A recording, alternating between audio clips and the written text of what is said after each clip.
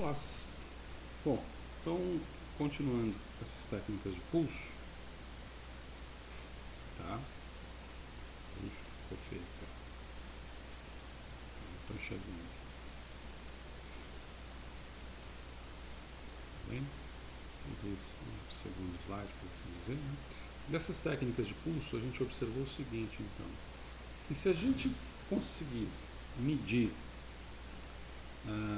no final, né, nós estamos falando, por exemplo, então, da voltametria de pulso normal. Se você aplicar aqui um determinado pulso e observar somente num determinado intervalozinho aqui, nesse pulso quadrado, antes no caso, antes da queda da gota, né, se isso fosse uma polarografia, a queda da gota seria próxima desse ponto aqui, né? Aqui seria a queda da gota, drop fall, acho que é o termo, queda da gota, tá certo? Nós conseguiríamos reduzir reduzir bastante a corrente não faradaica. Aí alguém pensou o seguinte também: se eu pegar, por exemplo, se eu observar, por exemplo, deixa eu colocar de um outro jeito aqui, ó. Se eu aplicar uma rampa, se eu de repente aplicar uma rampa aqui, ó, uma rampa mais ou menos assim, ó, tá? Uma rampa meio que quadrada também, e somar essa rampa com uma observação, como a observação da técnica de voltametria pulso normal, eu talvez consiga obter como produto algo nesse sentido aqui, ó. Isso aqui é tudo tempo, né? Você tem aqui um eixo de tempo e aqui você tem um eixo de potencial, não de corrente. Aliás, isso aqui é tempo, isso aqui é potencial. Então, quando eu faço isso, nós vimos que você obtém alguma coisa assim, que você tem, aí sim, potencial e aqui corrente, e aí você vai obter alguma coisa mais ou menos assim, né? Muito parecida com a corrente limite da polarografia.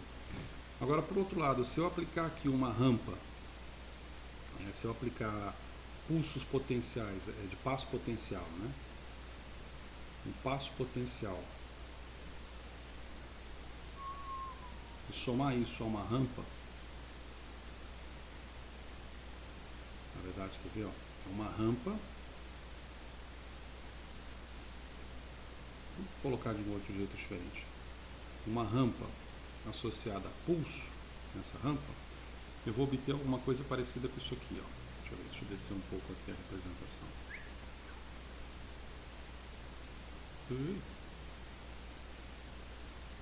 É algo que vem para cá, aí sobe um pouco para cá, aí vem para cá, assim, na verdade é uma rampa, então ele vem para cá, sobe um pouco para cá, vem para cá, sobe um pouco para cá, vem para cá, né? Também não tá legal.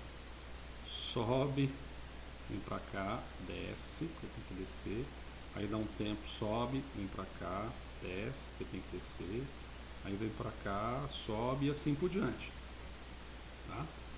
Então, se a gente observar esse tipo de E e T, da mesma maneira como aqui é E e T, né? Se a gente observar esse tipo de passo potencial combinado a uma rampa, em que a rampa eu desejo fazer nada mais do que E dt, tá?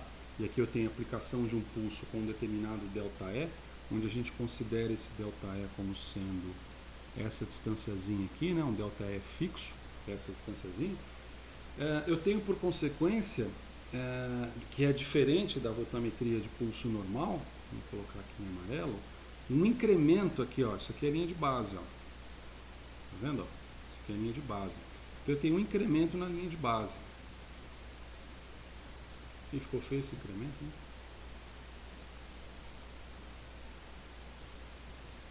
Tem um incremento na linha de base, que é uma linha de potencial, né? De potencial de base. Vou colocar a linha de base. Mas é basicamente o E aqui.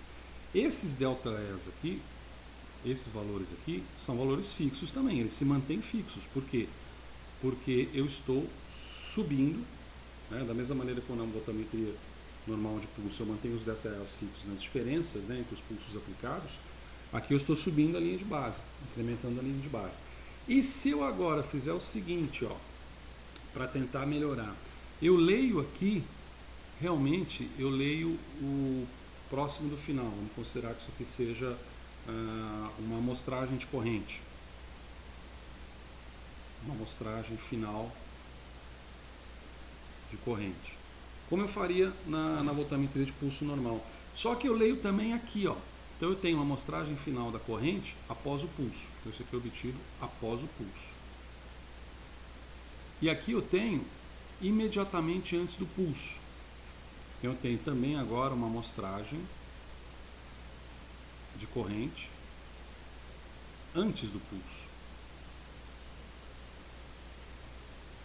Antes do pulso, ok? Com isso, deixa eu fechar aqui o pequena bagunça aqui que eu fiz, ó.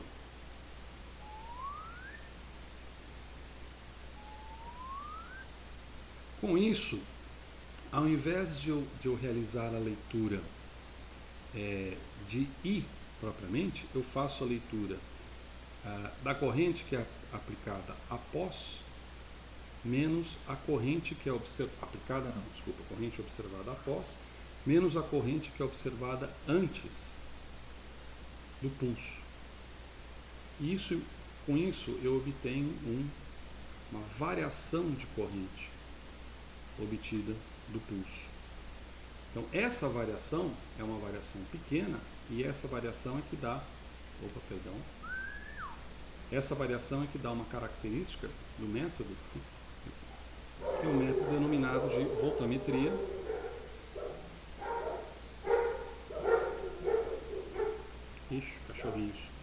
voltametria de pulso diferencial.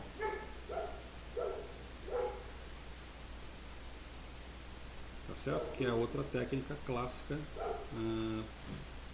também uma técnica de pulso. O interessante é que ao invés de você obter, por exemplo, na NPV, né, se a gente considerar a voltametria de pulso normal, em que você tem aqui o potencial e aqui você observa a corrente e você tem alguma coisa assim, ó, como também está desenhado lá, né? Na voltametria de pulso diferencial, você obtém isso aqui, ó. Voltametria de pulso,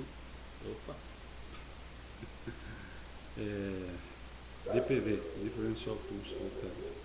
Aqui você tem o observado e a corrente. Você vai obter alguma coisa parecida com isso aqui, ó. Você obtém um ponto máximo na forma de uma onda um pouco parecida, por exemplo, com técnicas de rampa contínua, né? Não propriamente voltametria cíclica, mas alguma coisa parecida com isso. Isso é um pouco diferente, né? Esse aqui sendo diferente desse. E aqui, ó, aqui em cima, deixa eu chamar a atenção para outras cositas, mas aqui em cima você tem um pico obtido de corrente que pode e está normalmente relacionado a um potencial de meia onda, em que esse pico, lembra do potencial de meia onda? Que é um potencial de meia onda que quando você observa na voltametria de pulso normal, ele pode ser obtido aqui. O curioso desse processo é que, enquanto na voltametria de pulso normal eu faço a leitura da corrente no final, né, da aplicação do pulso, na voltametria de pulso diferencial eu verifico a diferença que é medida dessas correntes após e antes a aplicação do pulso. Mas olha que curiosidade, em algum momento da sua química você já fez isso daqui. Quer dizer, se você pegar aqui a primeira derivada do perfil sigmoidal, você obtém um perfil meio gaussiano, né? Perfil de curva normal. E existe alguns trabalhos que tentam correlacionar a acuidade desses valores. Ocorre que a voltametria de pulso diferencial, ela é mais, ela consegue reduzir melhor. Vamos colocar aqui com outra cor, vamos voltar assim, ó. Você tem algumas vantagens, como por exemplo, que é uma redução na corrente não faradaica acima corrente não faradaica, que é acima da voltametria de pulso normal. Por quê? Porque como você está vendo, isso aqui está relacionado a um delta, a uma variação, né? Isso aqui é uma variação. É como se você tivesse, por exemplo, se a gente imaginar, fazer uma analogia com técnica espectroscópica, que você tem uma amostra e um branco, né? E quando você coloca isso, você normalmente obtém uma diferença entre a amostra e o branco, sendo que o branco tem as mesmas observações da amostra, menos o fenômeno que você quer enxergar. Não sei se a analogia é muito feliz nesse aspecto, mas o que eu quero chamar a atenção é que quando você pega esse delta, tudo aquilo que está acontecendo, todo o processo não faradaico, que não tem a ver com a eletrólise naquele pouco espaço de tempo, que também é de 10 milissegundos, 20 milissegundos, que você observa em cada pulso, ele tem o cômputo diferencial. Então, todos os problemas que acontecem, por exemplo, e que não estão ligados à eletrólise propriamente, não é problemas, mas todos os efeitos secundários que não estão relacionados à eletrólise ou à conversão do material oxidado em material reduzido, por exemplo, no caso dessa técnica secularográfica, ela é descontada por se tratar de um diferencial. E isso aumenta bastante a resolução desse sistema, tá certo? Alguns autores dizem, inclusive, que é melhor você trabalhar com a área do pico, porque a área desse pico aqui, ela é mais sensível que o próprio pico, que o IP.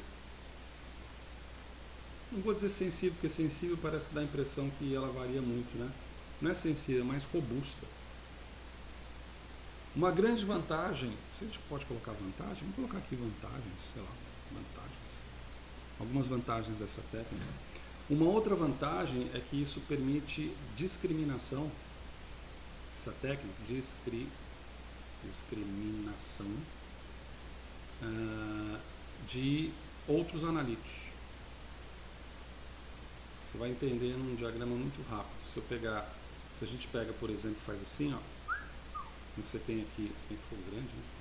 Não, também não vou escrever muito mais coisa, né?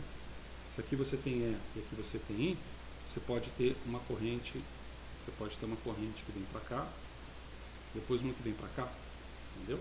Sendo que a cada uma dessa, a cada pico desse aqui, você tem a representação de um analito distinto.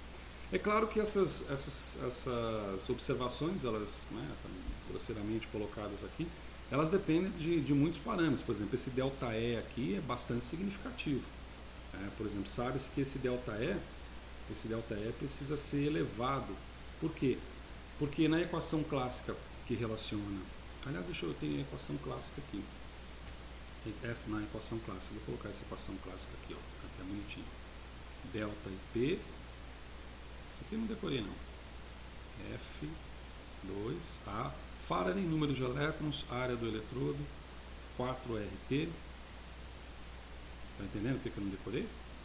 Pi vezes T, em que esse T nada mais é do que o tempo entre os pulsos. É bom que se diga que isso aqui não é o tempo de pulso, isso aqui é o tempo entre pulsos.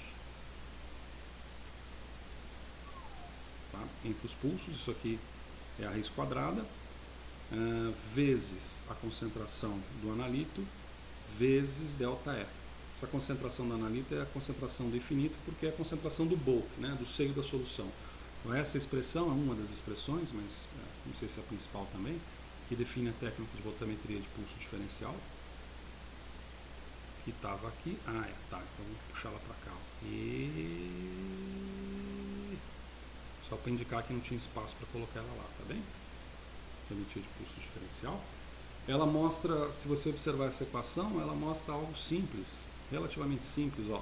Isso aqui é fixo, isso aqui é fixo, isso aqui é fixo, isso aqui é fixo, isso aqui é fixo, isso aqui é fixo, né? Temperatura, constante de gases, área, Faraday, número de elétrons, coeficiente de fusão, π, tempo entre os pulsos e a própria aplicação do ΔE. Então você vê que nitidamente esse ΔE elevado vai indicar um ΔI elevado, por consequência. Tá certo? Então a escolha do valor dessa variação de potencial que vai ser aplicado, ele é, vamos dizer, uma condição sine qua non para o instrumento ter sucesso. Tá? Só que, por exemplo, para essa discriminação de mais de um analito, é necessário que esse ΔE não seja muito elevado, vamos representar desse jeito. Porque se ele for muito elevado, não há discriminação, não há discriminação de quem? Desses analíticos. Então, basicamente, vocês veem que essas técnicas de pulso, elas têm essa tendência a reduzir a corrente não faradaica, não eletrolítica do sistema, né? Mas com aprimoramentos. Enquanto a primeira observa próxima ao final do experimento de pulso, essa segunda técnica observa no início e no final e tira a diferença para melhorar um pouco e para aumentar a resolução. Essa resolução ela aumenta de tal maneira que você consegue chegar, essa seria uma outra vantagem, vamos dizer assim, você consegue chegar, onde é que eu posso colocar aqui? Vamos colocar aqui, ó. Você consegue chegar a tá bem no final ali, né? Deixa eu ver. Nossa, tá bem no final. A uma discriminação menor do que 10 nanomolar por analítico. Né? Lembrando que a gente começou até com 100 nanomolar e até mais do que isso, né? Faixa micromolar. Na polarografia de corrente contínua, você chega lá a 10 a 50 micromolar. Então você vai melhorando, refinando o aspecto de separar o que não interessa, que é não faradaico, corrente capacitiva, a informação do carregamento da dupla camada, daquilo que é eletrólise propriamente dita, que é o que te interessa no fundo do coração. Isso dessa?